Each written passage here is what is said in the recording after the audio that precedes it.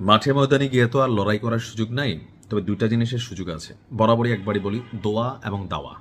দাওয়ার কাজ করছে আমার ইরানের বীরেরা, আর দোয়ার কাজটা আমার আপনার। ভিডিওটা যারাই দেখছেন, যে যেই ধর্মের অনুসারী হন আর মনে করেন যে ইরানের এই লড়াইয়ে বিজয়ী হওয়া আবশ্যক, তারা দোয়া করবেন। এর পাশাপাশি ভিডিওটা শেয়ারও করবেন যেন বেশি মানুষের কাছে যায়, তারাও যেন আমাদের এই খবরগুলোতে কানেক্ট হয়। আজকে দুইটা টিমের সাথে পরিচয় করিয়ে দিব, আর এই দুইটা টিমকে বিশ্বের সামনে পৌঁছানোর জন্য আপনার ভূমিকা হচ্ছে ভিডিওটা শেয়ার করবেন। কথা বলছি পর্দার আড়ালে থাকা এই যে ইরানের হঠাৎ করে বিশ্বের সফলতা, এর পেছনে আইআরজিসি ছাড়া কি আর কোনো টিম কাজ করতেছে? জি, আজকে পরিচয় করিয়ে দিচ্ছি দুর্ধর্ষ ইরানের সাবেরিন এবং নোহেদ নামক দুইটি বাহিনীকে, যারা ইরানকে আজকের দিনে আপনার একটা বিশাল অবস্থান এনে দিয়েছে। আন্তর্জাতিক গণমাধ্যমে ইরানের সামরিক সক্ষমতা নিয়ে যখন আমরা কথা বলি, বেসিক্যালি কুদস ফোর্সের নাম সামনে আসে, কারণ দীর্ঘমেয়াদী আঞ্চলিক প্রভাব বিস্তারে এই বাহিনীর ভূমিকা খুবই গুরুত্বপূর্ণ ছিল।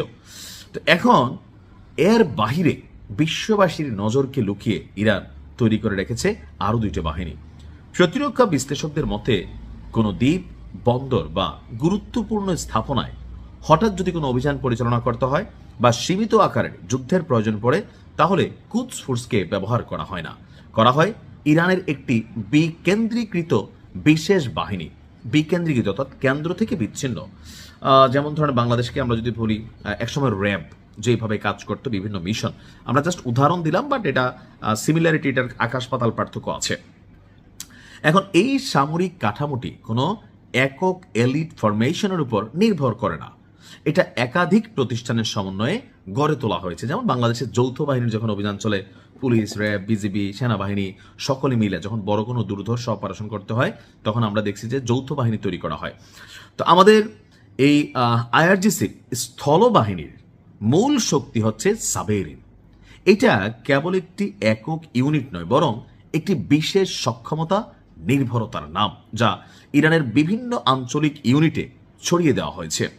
দুর্গম ভূখণ্ডে অভিযান, হেলিকপ্টার থেকে অবতরণ, প্যারাট্রুপিং, অতর্কিত অভিযান চালানোতে এরা পারদর্শী।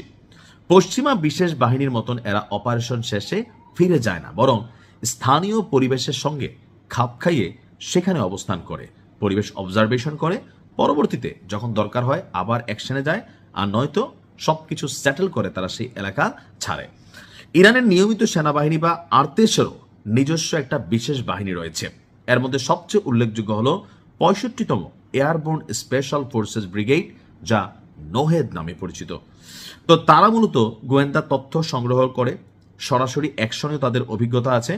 আর 2016 সালে সিরিয়ায় এদের মোতায়েন প্রমাণ করেছিল যে প্রয়োজন পড়লে ইরান তার প্রথাগত বাহিনীকেও বিদেশের মাটিতে ব্যবহার করতে সক্ষম। পারস্য উপসাগরীয় অঞ্চলে ইরানের প্রভাব বজায় রাখে নৌবাহিনীর বিশেষ শাখা SNSF। তো এখানে এই যে দুইটা বাহিনী, তাদের মধ্যে অনেকগুলো ইউনিট আছে, এক একটা ইউনিট আবার এক এক রকম বিশেষ কাজে পারদর্শী। এখানে আরো বেশ কিছু বাহিনী আছে ইরানের, যেমন একটা বাহিনী হচ্ছে বাসিজ। তো আভ্যন্তরীণ দমনে অনেকে মনে করে যে সরকার এদেরকে ব্যবহার করে, তবে এরা ফাতেহিন ইউনিটের মতন কিছু অংশ আছে যারা উচ্চ প্রশিক্ষিত, এবং সিরিয়ার যুদ্ধেও তাদের উপস্থিতি দেখা গেছে। অর্থাৎ আমার কাছে মনে হয় যে ইরান যথেষ্ট গোছালো একটা অবস্থানে আছে, আর এই কারণে লড়াই করতে তারা ভেতর থেকে সাহস পাচ্ছে। দেখা যাক কি হয়, ইনশাল্লাহ ভালো কিছু হবে। আসসালামু আলাইকুম।